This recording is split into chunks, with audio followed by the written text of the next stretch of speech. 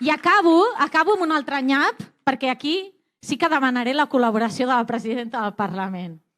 Parlem de nyaps i en podem parlar després de molts altres, però també hi ha un altre nyap que patim a la ciutat de Barcelona i que ara, malauradament, i en feia referència a la Lorena, està de màxima actualitat, que és el tema de la llengua. El jovent a Barcelona està amb unes taxes d'utilització de la llengua catalana baixíssimes com mai.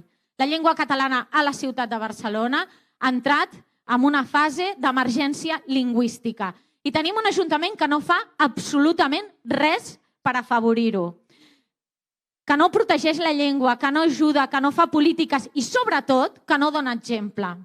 Tenim una alcaldessa que creu que tot això de la llengua és un rotllo i ho diu així tal qual. Un rotllo fiscalitzador que li imposem a ella i que això no va amb ella. I el màxim que ha fet per la llengua és dir que la gent que vulgui anar a escola en castellà que se'n vagi a l'escola privada, sense fer-se'n responsable del que passa.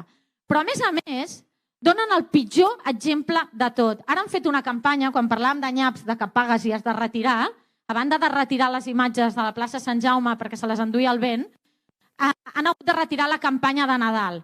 Una campanya de Nadal que deia, i aquí sí que voldré la teva col·laboració, si m'ho permets, presidenta, atenció, la campanya de Nadal, si se li pot dir de Nadal, de protecció de la llengua, que és un assassinat a la llengua, amb aquestes dues frases de la campanya de Nadal de l'Ajuntament de Barcelona. A la ciutat de Nadal ens ajuntem per fer. Eslògan número 1. Eslògan número 2, a la ciutat de Nadal fem per ajuntar-nos.